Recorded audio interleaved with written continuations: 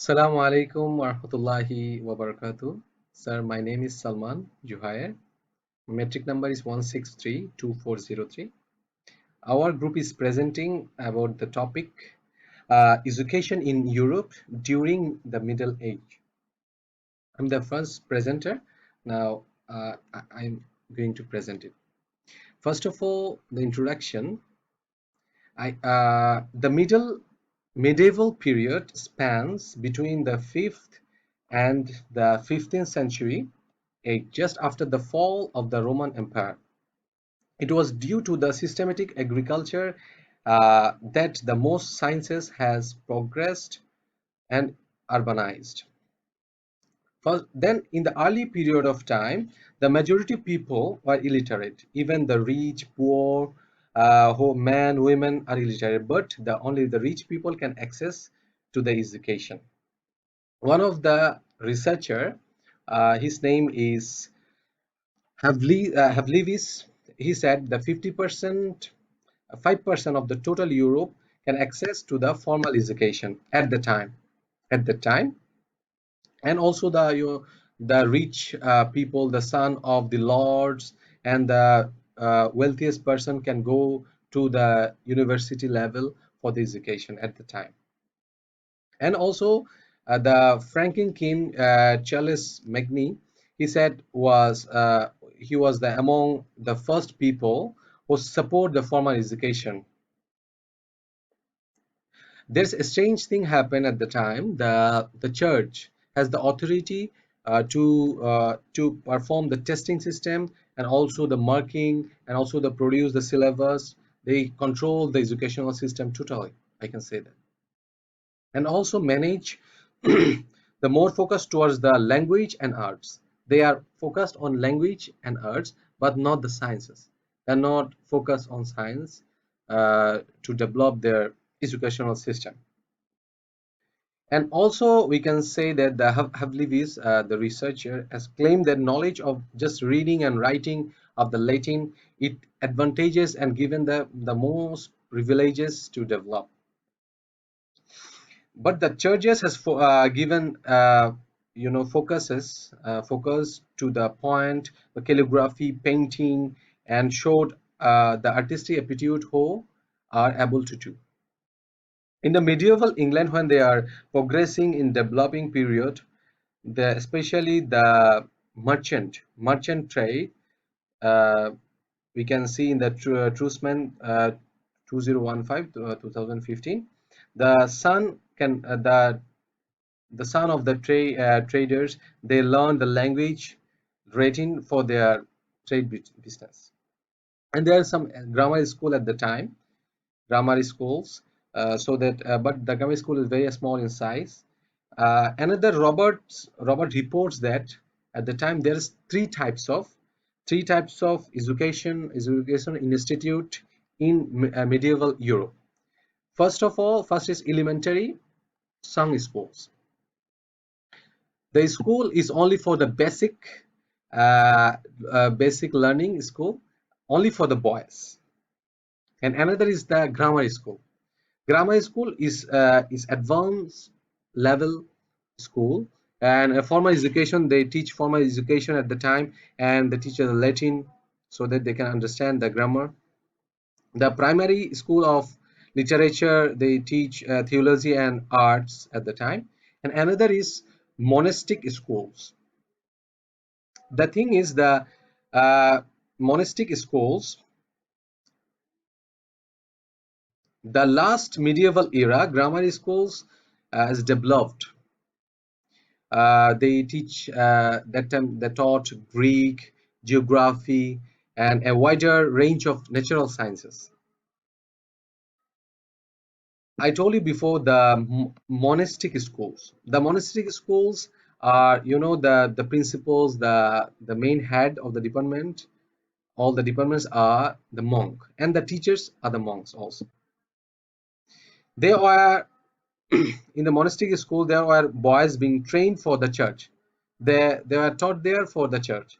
And surprisingly, if we see that there are poor students, they can learn in the monastic schools sometimes, but but they have to serve them. They have to be the servant of the schools. They have to do a lot of things to take education from the schools.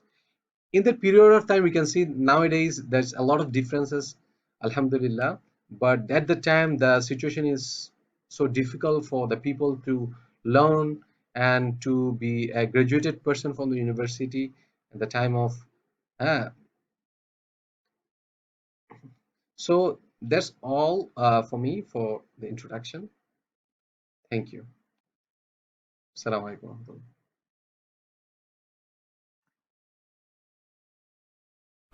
Assalamu alaikum warahmatullahi wabarakatuh. My name is Khalil Diene. Today I am going to give my view in type of education of the Middle Age. In 1330, only about 5% of the population could read and write. It was extremely rare for the person to be literate. So Lord of the Manor had law banning serf from being education. It was usually only the son from family rich that went to school. There were three main type of school in the 14th century. The elementary song school, the monastic school, and the grammar school. The elementary school was usually attaching to a large church in a town. At this type of school, young boy were taught to sing Latin and song. If there was any educated press available, the boy might learn how to read and write. Monastery school were for boy been training for the church.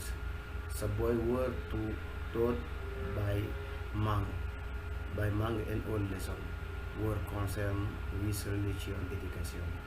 Monastery school sometimes taught local boy from poor family. In exchange for lessons, this boy worked as servant in the monastery. For example, sometimes boy from Yalding were given permission to work as a servant. Mary Magdalene, priority in Cambridge. This priority had been established by Richard Callery in 1140. Grammar school were usually a part of the cathedral or large church. The main concern of this school was to teaching boy Latin grammar. Grammar school were very similar to the school established by the Roman. As well as grammar, the boy were taught logic, the art of argument and rhetoric. The art of public is speaking.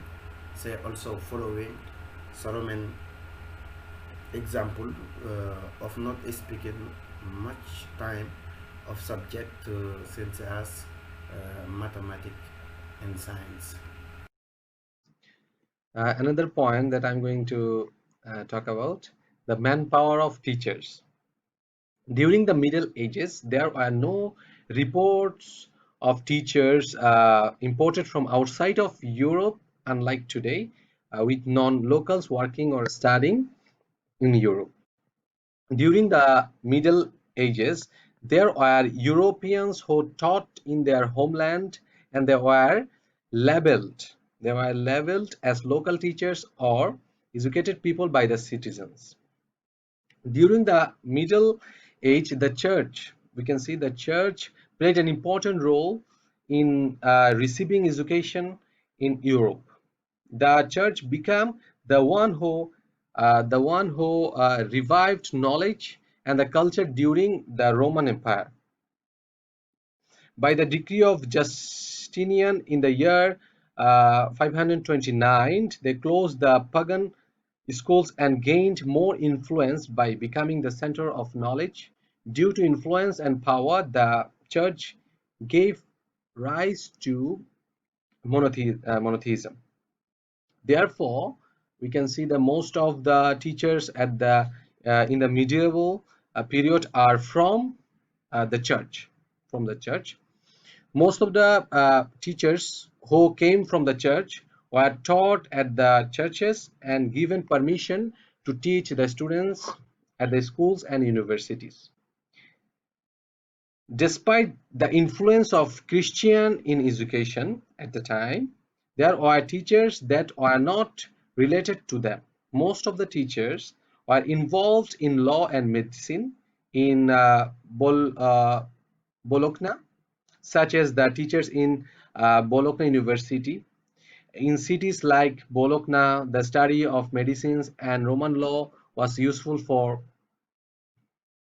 canonists and those who drafted legal documents in secular society. And we can see learning become essential to advancing in the ecclesiastical hierarchy. The teachers also gained prestige. The teachers at the time had their own prestige. Universities often competed to secure the best and most popular teachers, leading to the marketizing of teaching. Universities publish their list of scholars to enrich students to study at their institutions. However, in some part of Europe, teachers were just a tool of students to gain knowledge and they had no power in the university. For example, at Bologna University, they had a different student-teacher dynamic where students ran everything.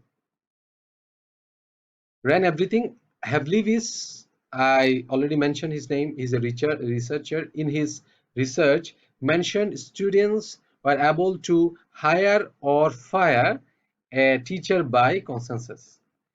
This structure was common in the secular universities, and higher learning was decidedly student-driven. Eventually, in this case, the city of Bologna ended this arrangement, paying professors from tax revenues and making the university a chartered a public institutions. In this way, the manpower of teachers, they hire and they work in the universities level.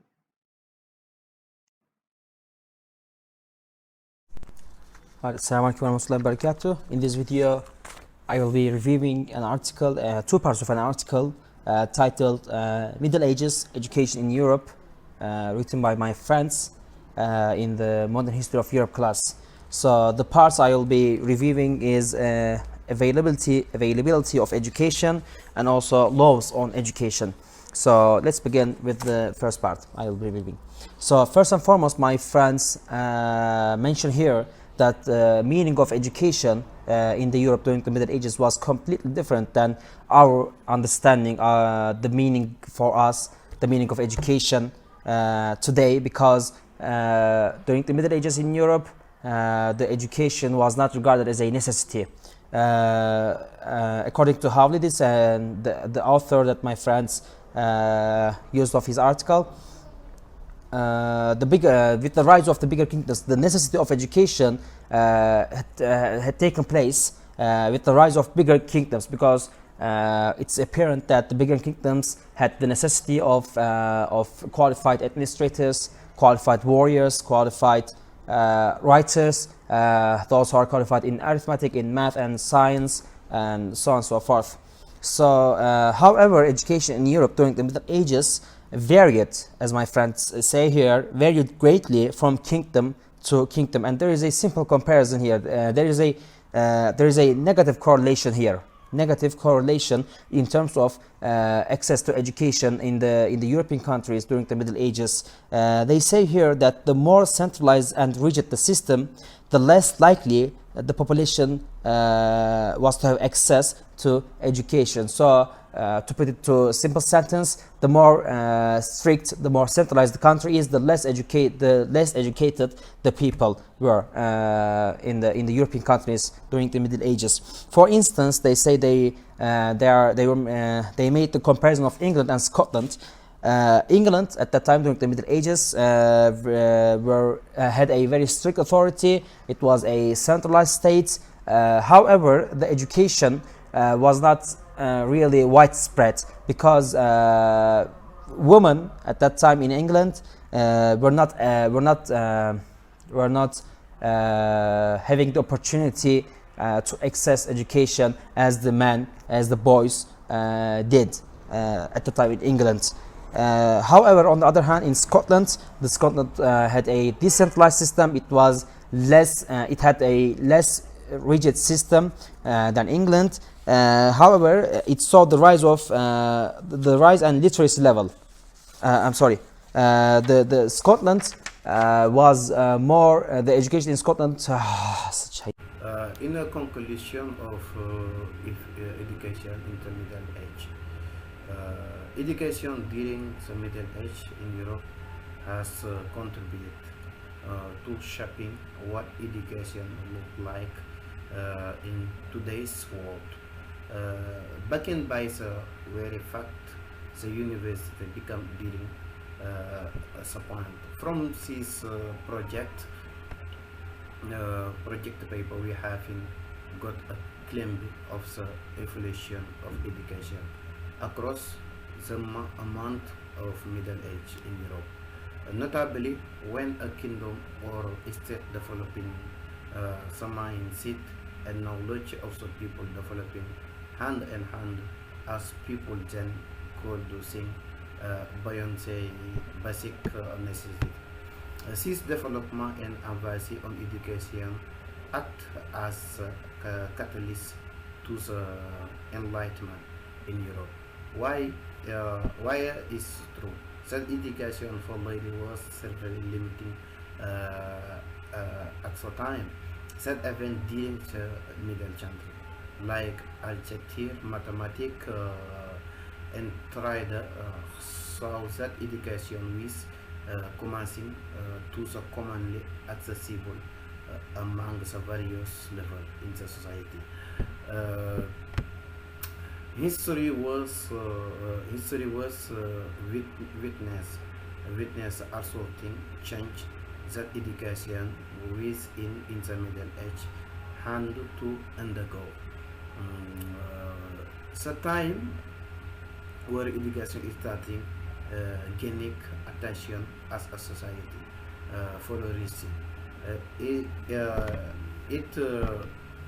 It is spectrum from writing words points to education within the church and at last to the development at the university system, which was a lost achievement that basis due to the economic success, urbanization, development of kingdom and society. Thank you.